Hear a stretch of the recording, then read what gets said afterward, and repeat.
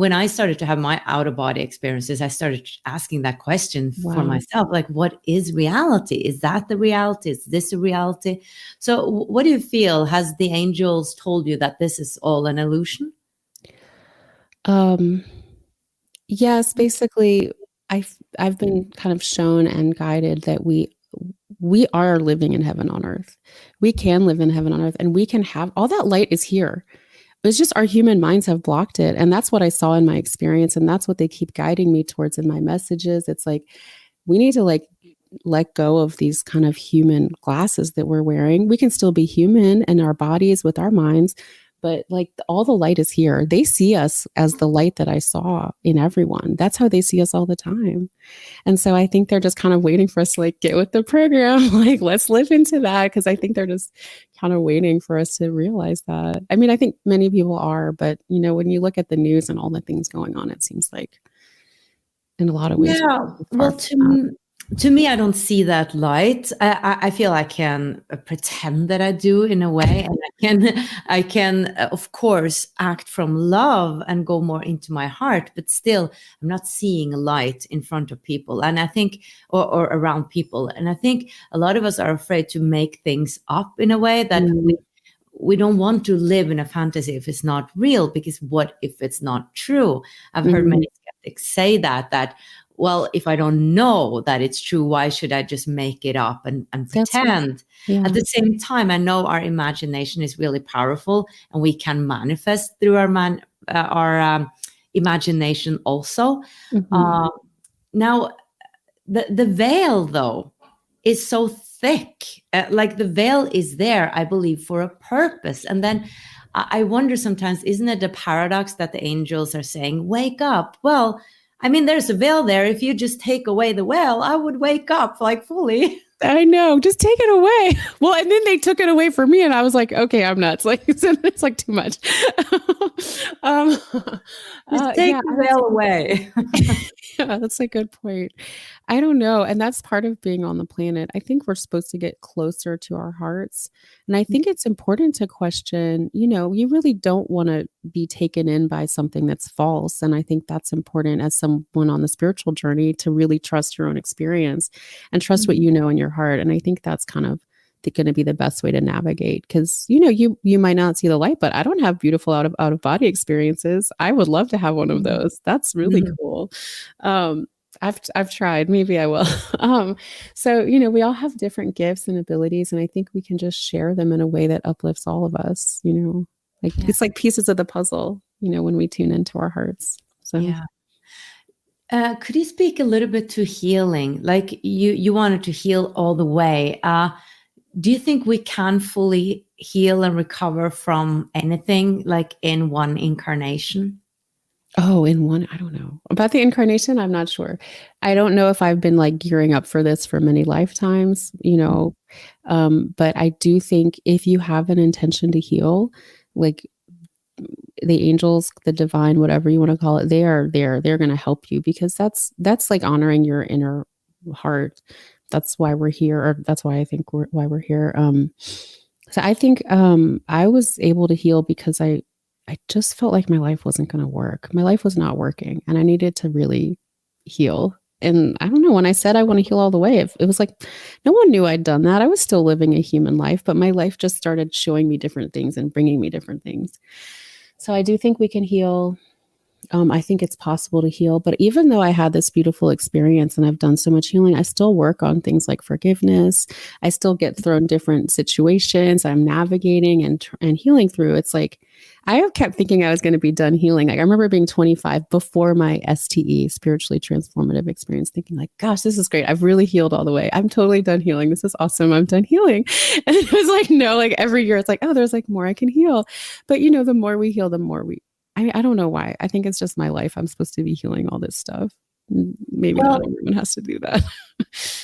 I believe perhaps that there's always something to heal, that we just keep on healing and healing. Otherwise, we would be just completely emerged with source. Feeling that separateness, I think in that is also the part where we feel like, yes, we're not enough.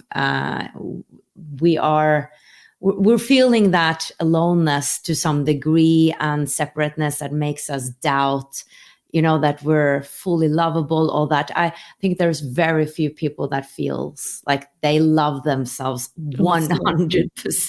It's so hard. But then when you get to the other side, or what you've heard the near-death experiences or the love I felt, it's like, oh, that's that love. That's the love. Like that love I felt from that angel in that dream. It was so powerful.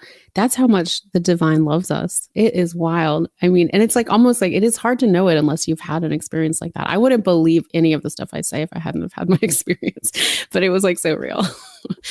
Right. Now, do you have any thoughts? Have you reflected about why me? Because just imagine around the world, everybody who is praying and praying and praying. And you had your own prayer in a way, like an intention and a prayer that I want to devote my life to you. But I assume a lot of other people do that as well. I know. I don't know. I sometimes wonder when the light was in my room, if it was like, why did she do that? Like part of me is like, they were like, what did she do? Now, I don't know why. I think I was really sincerely trying to heal. I really wasn't trying to have a spiritual experience. I wanted to feel my heart. I wanted to feel better. And I had been writing my journal, Dear God. So I don't know. I wonder if I was like, this was part of my pre-birth planning or part of my life, or if it was just like, an accident.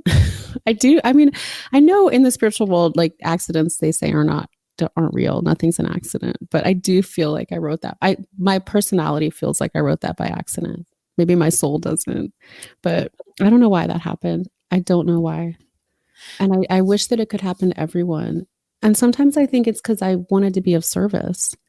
It wasn't that I just wanted to give my life to God. I really wanted to help other people. And I really meant it when I wrote it. And I was so sincere.